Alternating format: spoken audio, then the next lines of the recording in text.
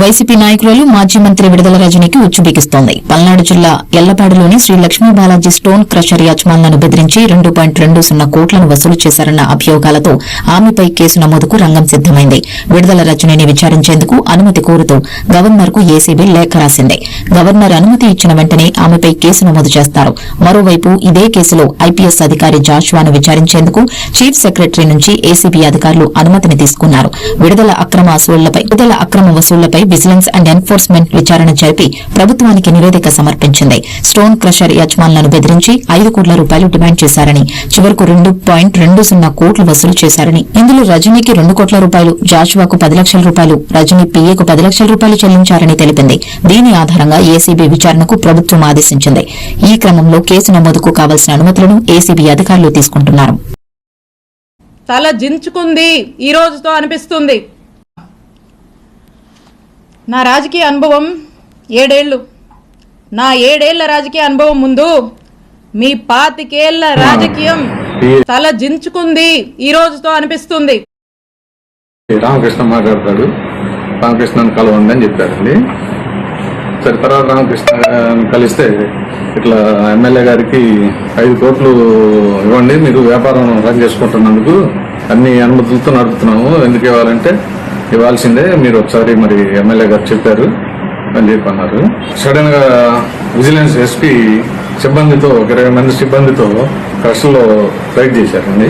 మీ అన్ని లోపాలు ఉన్నాయి అని చెప్పి వెళ్ళి మరుసటి రోజు మైనింగ్ వాళ్ళని పంపించి క్వారీలన్నీ మీకు ఇంత క్వాంటిటీలు వచ్చినాయి, ఇంత ఎక్కువ కొట్టారు, దానికి గాను మీకు 50 కోట్ల పెనాల్టీ పడుతుందని చెప్పారు. ఎమ్మెల్యే గారిని కలిస్తే మాకు ఇవ్వాల్సిందే డబ్బులు అని చెప్పి అన్నారు. మాకు ఏం చేయాలో తోసకపోతే ఎస్పీ గారే ఒక రోజు మార్చి ఆఖరిలో సెటిల్ చేసుకుంటారా, పెనాల్టీ రేట్ చేయమంటారా 50 కోట్లు. ఎస్పీ గారు సరే మీరు రామకృష్ణ గారితో కాదు గోపితో మాట్లాడుకోండి అని చెప్పారు. సరే గోపి గారిని కలిస్తే సరే ఇవన్నీ కాదులే, ఒక 2 కోట్లు ఇవ్వండి ఫైనల్ చేస్తానని చెప్పారు. అట్లా కాదని అన్నా కూడా ఇస్తే ఇవ్వండి 2 కోట్లు, లేదా బొక్కలో ఇస్తాము అని చెప్పనే లెక్క మేము కొంచెం భయపడి ఇక మా పార్ట్నర్స్ అందరం మాట్లాడుకొని 2 కోట్లు సంతోషించింది.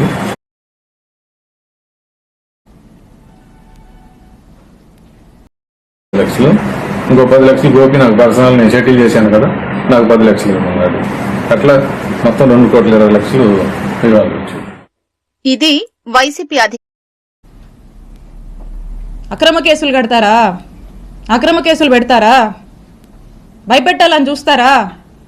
మీరు నన్ను కానీ, మా కుటుంబ సభ్యుల్ని కానీ, మా నియోజకవర్గ ప్రజల్ని కానీ, అండ్ ఎస్పెషలీ మా వైఎస్ఆర్ కాంగ్రెస్ పార్టీ నాయకుల్ని, కార్యకర్తల్ని, వైఎస్ఆర్ కాంగ్రెస్ పార్టీ కుటుంబ సభ్యులు, ఇక్కడ ఉన్న వాళ్ళందరినీ కూడా, కుటుంబ సభ్యులందరినీ కూడా బెదిరించి, భయపడి, అక్రమ కేసులు పెట్టి, అక్రమ అరెస్టులు చేస్తే ఎవ్వరం భయపడం.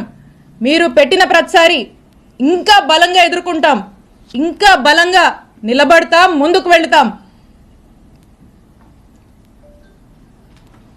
మీరు అనుకుంటున్నారేమో ఇంకో 4 ఏళ్ళు కదా, అంటే వింటున్నాంలే ఆళ్ళు చెప్తుంటే, ఇంకో 4 ఏళ్ళు కదా హ్యాపీగా వీలైనంత అవకాశం ఉన్నంత వరకు దోపిడీ చేసి, ఇల్లీగల్ పనులన్నీ చేసి, జోబులు నింపుకొని, ఓ బ్యాగ్ నుండి సంపాదించుకొని రిటైర్ అయిపోదాం అనుకుంటున్నట్టున్నారు.